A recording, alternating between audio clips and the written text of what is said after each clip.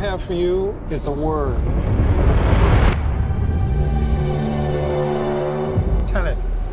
Tenet is a secret organization trying to protect the world, also the name of Christopher Nolan's newest film. This will be a spoiler review of Tenet. I've seen too much. Well, we'll try and keep up. It deals with time travel, going backwards in time, and inversion. How would you like to die? Old. You chose the wrong profession. One revelation of 2020 was Robert Pattinson, the master of the delicious accents. But not from the air. No one's so dramatic. Well, how big a plane? That part is a little dramatic. Delusions! The lead of the film is newcomer John David Washington, son of Denzel Washington and only 24 and a lead of a Christopher Nolan blockbuster. Sense national interest. This is about survival. Seems bold. Bold, I'm fine with. I thought you were going to say nuts. Christopher Nolan is known to use hard-to-understand concepts, but this one was a little too hard to understand. To do what I do, I need some idea of the threat we face. Inversion was simple to understand, reversing an object or a person's entropy so they move backwards in time instead of forwards. And inverted objects spread radiation.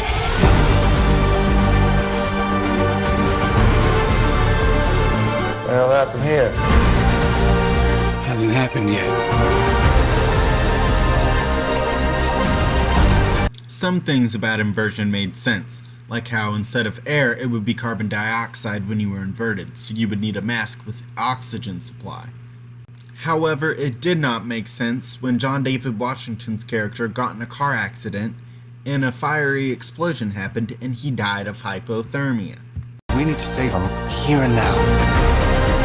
The temporal pincer movement made sense as an idea. One team goes forwards as the other goes backwards through an event, so you control both angles of it. But it was a little hard in execution. In the third act, when they had the blue and red team going backwards and forwards and exploding buildings, it was very hard to follow what was going on. Whereas the car chase was easier to understand, with the protagonist and Sator going backwards and forwards through the event. As I understand it, we're trying to prevent World War III. I'm not saying Armageddon here. No. Something worse. Something else confusing was how Kat was able to recover from her gunshot wound from an inverted bullet, as it was said that radiation would kill her. But then they just went backwards in time and she was able to heal from it, no problem. There was definitely more to it than that, and they needed to explain it more. This reversing the flow of time.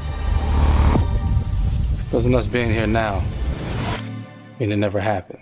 One reveal in the film that is cool and easy to follow is that John David Washington's character fights himself from the future that is inverted in the airport heist scene. It is a good twist, as it wasn't obvious, but it was subtly foreshadowed throughout, where I and some other viewers could guess it before it happened. Why don't you bring me in? You really want to know? He can communicate with the future. Time travel. No. Inversion.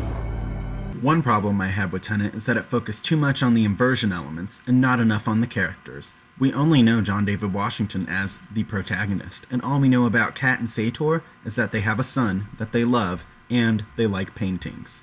That's it. No other characteristics about any other character, so it's hard to get invested in the film and its characters. Aim it and pull the trigger. You're not shooting the bullet, you're catching it. Whoa. One theory about Tenet that hasn't been confirmed by Nolan is that Kat's son is Neil in the past, and I completely subscribe to that. They do hint at it, but never confirm it. But come on, they look similar, and that's definitely him. Open the right doors. Some of the wrong ones, too. Another cool reveal in Tenet is that Robert Pattinson was recruited by John David Washington in the past, and that he actually created the Tenet organization. He just hasn't done it yet.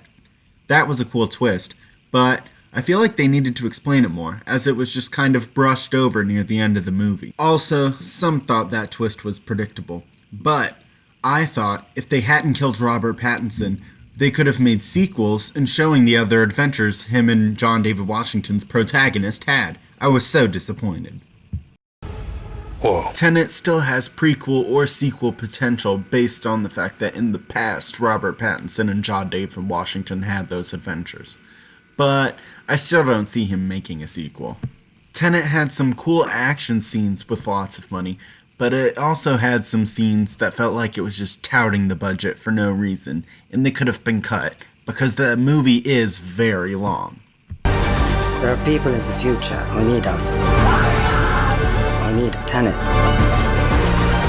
We need to save him here and Like and subscribe, and comment what other movies, TV shows, or video games you want me to review or cover next.